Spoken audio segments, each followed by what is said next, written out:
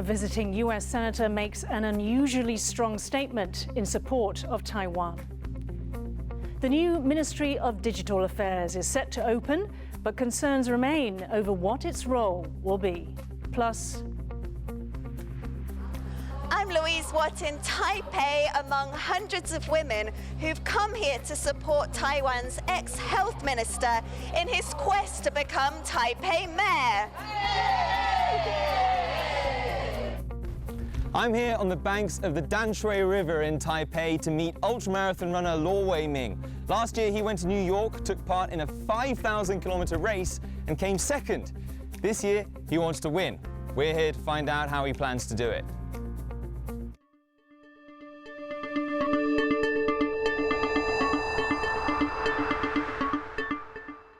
A warm welcome to TaiwanPlus News. I'm Yin Khvat. Taiwan will not bow to Chinese pressure. That's the message from its Foreign Minister, Joseph Wu.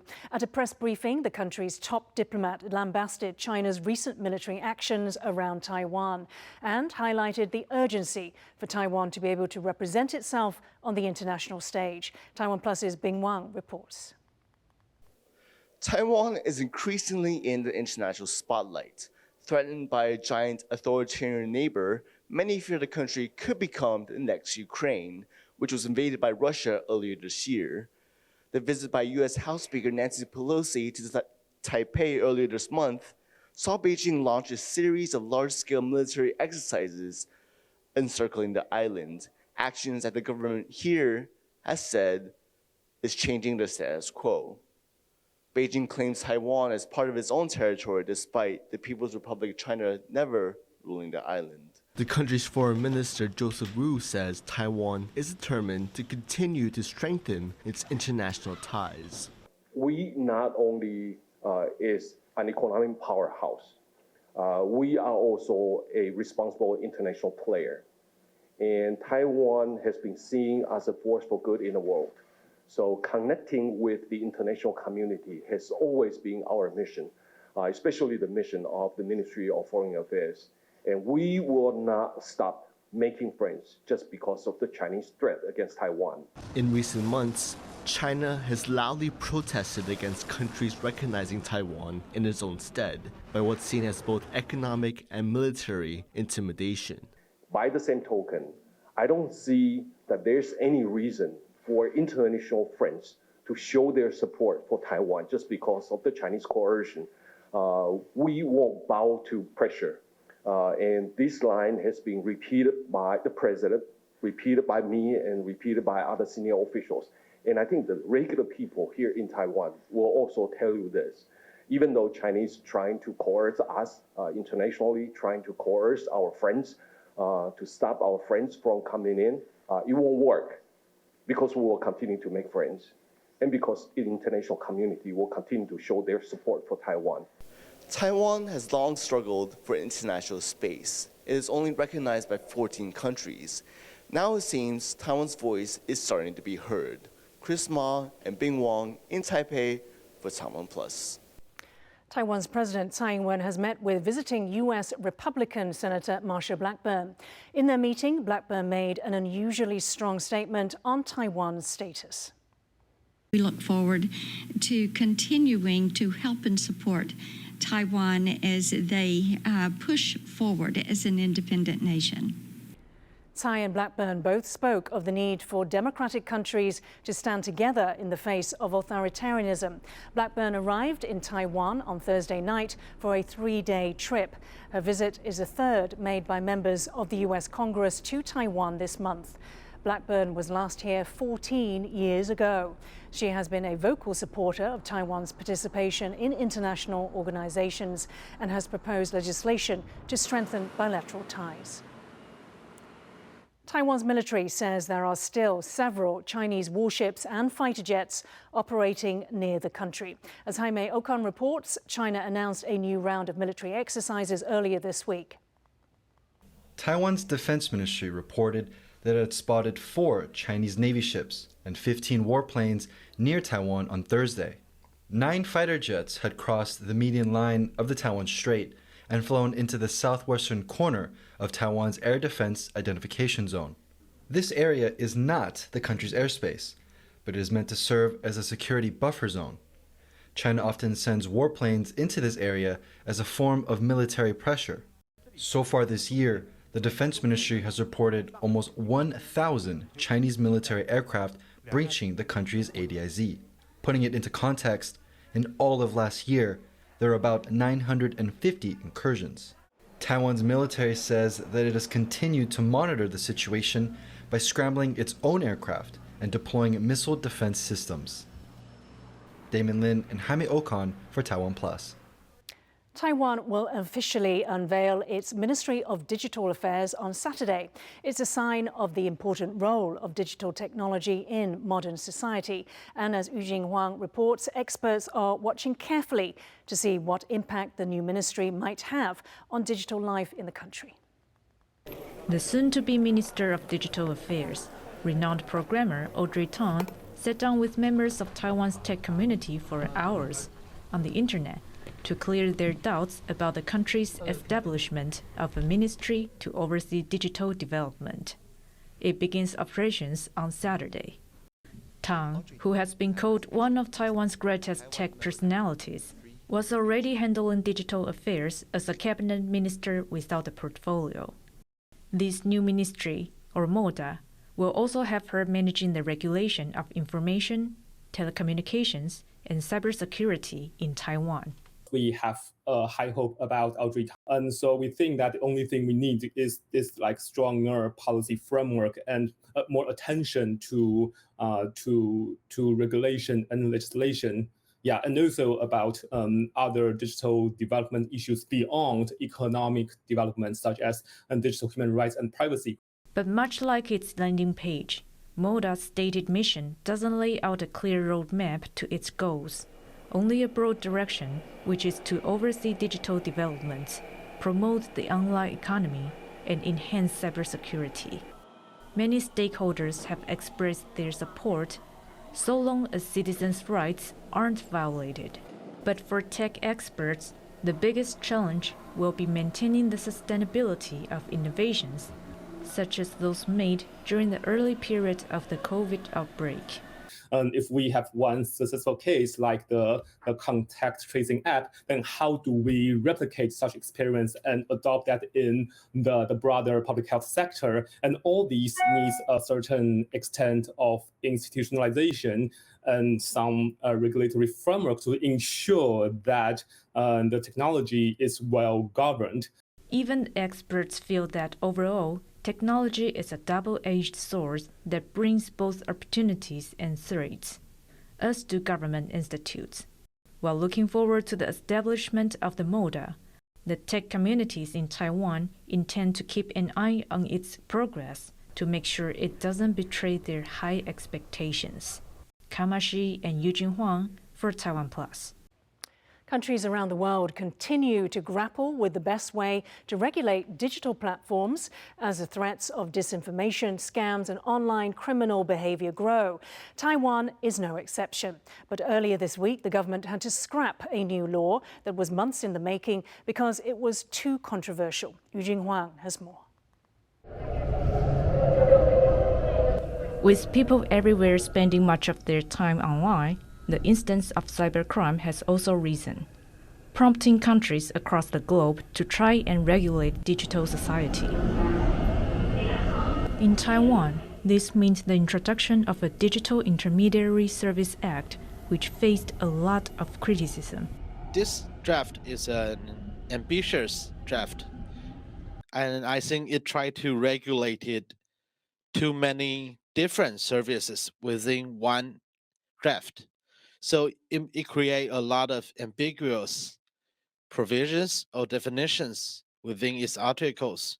The draft bill aimed to fight disinformation, fraud, and the spread of private images by having service providers from telecommunications companies, cloud storage, and e-commerce services to social media and online forums institute a self-regulatory mechanism. Many of these providers have voiced concerns about the bill's unclear guidelines and making it their responsibility to add warning labels on questionable information. How can we judge whether a comment from a customer is genuine, correct, or would that be categorized as fake news or improper comments and so on? So we think, there's still a clear line that needs to be put there to define how would the government or associate departments would categorize fake news or improper communication. The bill was also unpopular with members of the public. Sarcastic memes like these have been emerging on the internet, posted by people who view the regulation as a potential threat to freedom of speech. The bill also included a complex appeals system that let the nation's courts have the final say on illegal content. With all the pushback, the bill was scrapped, but officials say they will continue discussions and keep redrafting their proposals until they reach a consensus. A move supported by human rights activists who see the need for a well-thought-out Tech Regulations Act. 平台在做网络内容审查的时候，你应该至少要做到三件事情。它就是要求你要有透明报告啊，然后你要通知当事人，你删除文章的当事人到底是什么原因，然后以及要有一个救济的制度。那这个救济并不是说上法院这么困难，而是在平台本身就可以救济。Taiwan has a long way to go in terms of creating a safer digital space. It took the EU more than a year to reach a political agreement on its new tech rules, while India, like Taiwan, is also just starting discussions for a similar act. But as criminals venture into the digital world as technology develops, authorities say it's just a matter of time before law and order follow. James Rayner and Eugene Huang for TaiwanPlus.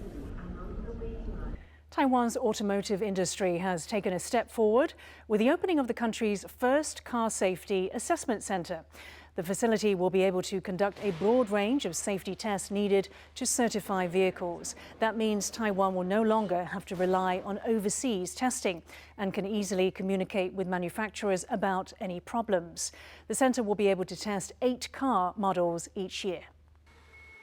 不但涉及到国人的安全面，也涉及到我们产业相关出口是不是得到国际的肯认，跟国际水准同步。Chen Shizong, the health minister who shot to fame when he led Taiwan through the pandemic, is running for Taipei mayor. On Thursday, he addressed women's groups vying for their vote ahead of the November elections. Louise Watt was there.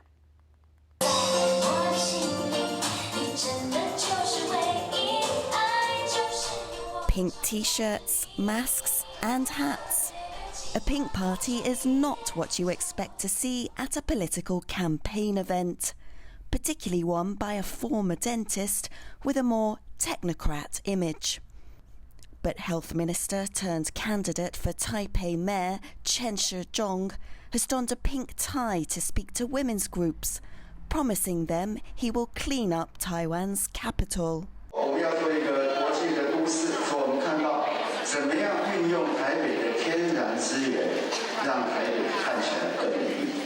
Chen became a household name in Taiwan through daily pandemic press conferences as health minister. Taiwan's largely successful handling of COVID-19 made Chen's personal ratings soar. But he stepped down in July to run for mayor, as Taiwan was still grappling with tens of thousands of daily cases. The issues with Chen are that his record, his political record, is very tied to Taiwan's performance regarding COVID-19. And so when perceptions of things are bad, then that affects his public credibility. And there are still members of the public that actually view the transition away from COVID-0 as a mistake. Chen is running against Jiang Wan-an of the main opposition party, the Kuomintang, or KMT. Taipei Deputy Mayor Huang Shanshan is also expected to announce her candidacy, possibly as an independent. Chen's Pink Party takes place at a hotel better known for hosting weddings. He speaks to 300 representatives from women's groups and gets a rock star welcome.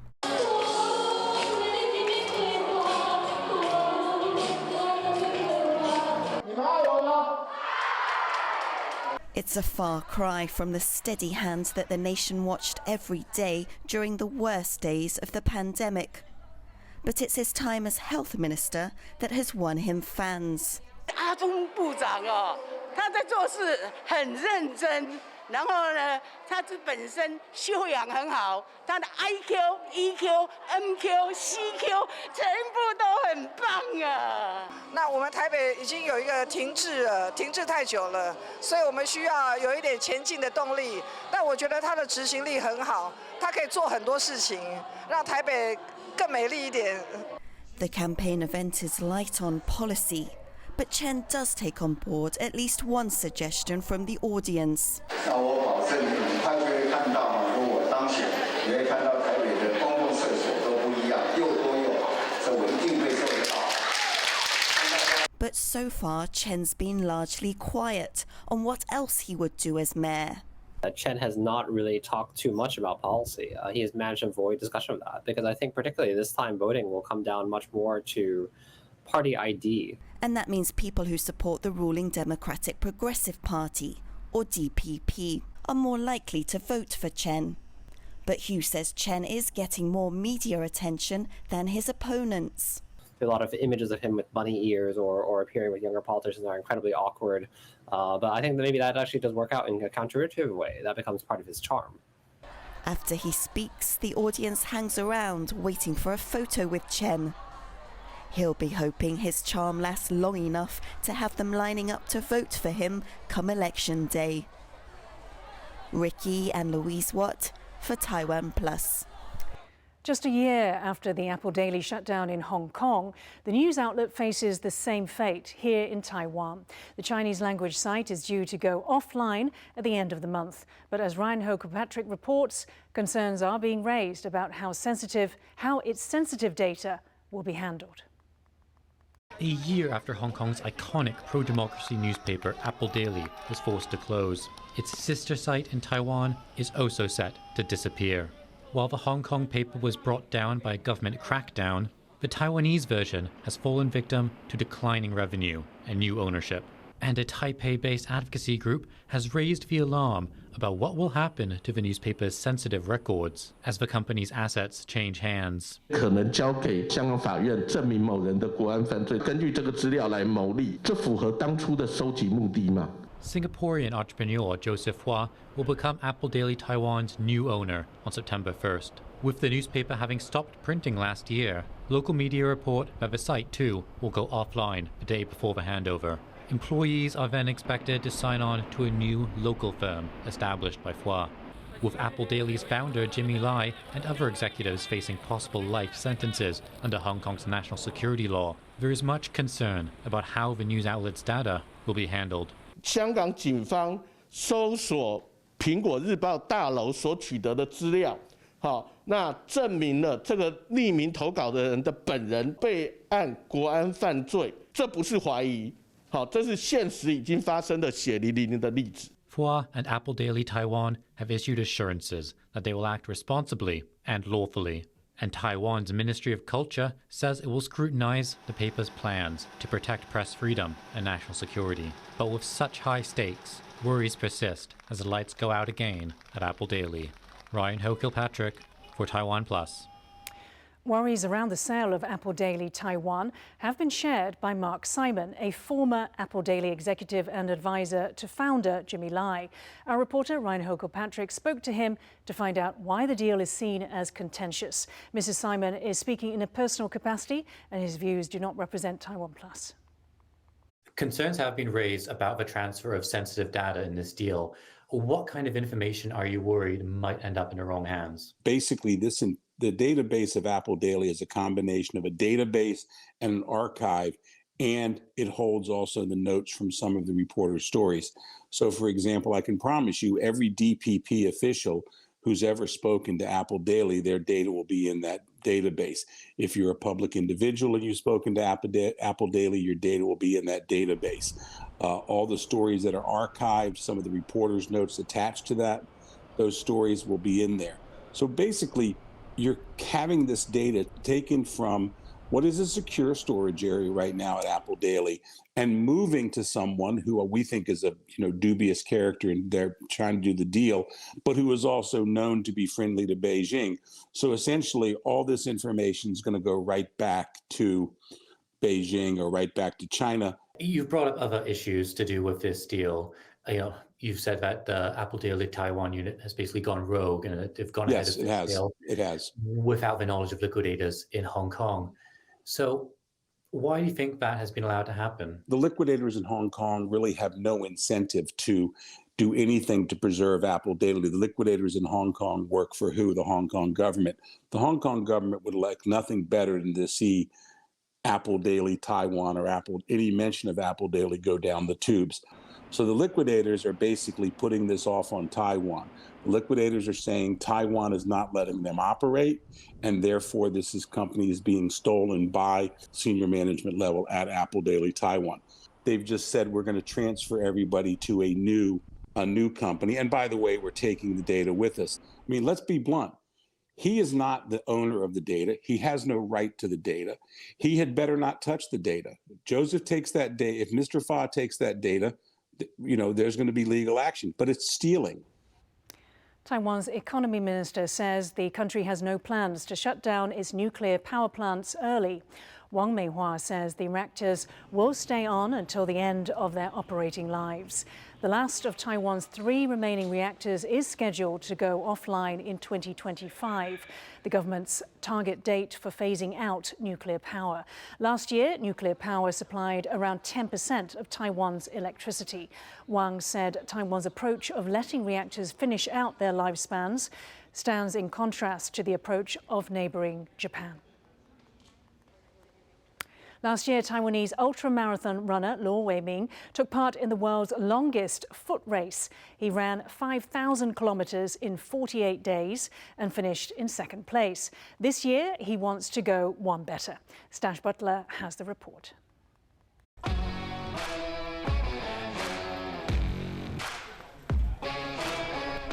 Watching Luo Weiming run is hypnotic. Like clockwork, he beats out a steady pace along the banks of the Danshui River in Taipei. Up and down, 80 kilometers a day. 18个小时给我跑，还可以睡6个小时，已经很好，很幸福了。那你18个小时在做什么？看看周边的看看一些花花草草，看看一些人事物，都能够让你回味无穷。 Luo has been running here and in the nearby mountains every morning for the past 8 weeks, and every minute of it for one thing: victory in the world's longest foot race. Last year, Luo came 2nd in the self-transcendence 3,100-mile race in New York.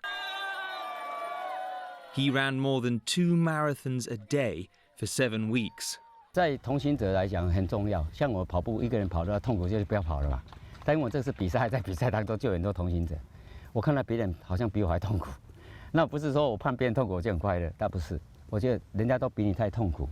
人家还这样坚持住，然后再继续的前进。我为什么？我相对是这样，我比较不痛苦。But coming 2nd and becoming the first man from Asia to finish the race wasn't enough for him. This year, he's going for the win. 那我当初是年度的第2名，表示有机会夺冠。当初的48天11个小时是一个基本门槛，因为那时候我是独立参赛。这次我有带助手去帮我节省时间，在合理的范围之内，45天是我觉得可以争取的。 Of course, Luo Weiming isn't just running 100 kilometers a day in the summer in the sweltering heat, he's also doing it in these. And he's been kind enough to lend me a pair to teach me how to do it. 这是阳，这边是阴，所以交替。这个阴，这个阳。互为交替。好。互为交替，是不是有点节奏了？ Jogging in Luo's flip-flops was more comfortable than I expected, but I do think he was going easy on me in terms of pace. There's no way I could keep this up for 1 day, let alone 50. 一般他要讲这是一个台湾之光嘛，因为这个假如说本身来是 mini 台湾，那我们自己从台湾出发，当时就想说我们好的产品也推荐给大家。这个拖鞋刚好出来，有机会环保意识，它结一个瓦卡那个壳，等于解决一些那个废弃环保的问题。然后我们觉得说好像做一个好事。Luo is 58 years old, 20 years older than last year's winner. But he's not letting it stop him. 年轻人毕竟是优势，但是经验上来讲的话，你能够多参与几次，这就是你的累积。所以说不一定说，这个是一定年轻人的机会，是你能够从中领悟到多少，才是真正的机会之所在。Ultramarathon researcher Dr. Gao Weifeng says Law's age is not out of the ordinary for this distance. 在这种超级马拉松，它的表现最好的年龄，其实反而不是像什么100公尺，常常是20岁出头。那马拉松呢，常常是在30多岁。那这种超级马拉松，常常它表现最好的年龄呢，常常在所谓的40几岁。当然说50几岁，事实上它也是可以跑所谓的这个超级马拉松。And even though running such long distances puts Law's body under incredible strain, he's got no plans to retire. 我说我不是神，但是我跟神在一起，我现在跟他们学习。我很多的赞助者说，你还可以再跑10年，所以我说，那么看中我，那我表示我有机会继续参加很多次的机会。那我说，那人生70开始，假如说我今天能够参赛10次以上，还没有70岁，就多多跑步，多多运动健康，健康是一辈子。如果跑步这一辈子就是保持我的健康，所以我这次还是最老的，但是我用年轻的心向他们学习，我的心态是年轻的。Law is ready to race. Who knows if he'll win? Whatever the result, if mortals run dozens of miles and heroes run hundreds, then Law Weiming might really be superhuman. Alex Chen, Biqi Zhuang and Stash Butler for TaiwanPlus. Thank you for watching TaiwanPlus News. I'm Yin Khvat. For more stories from Taiwan and around the world, please download the TaiwanPlus app. Stay safe and see you next time.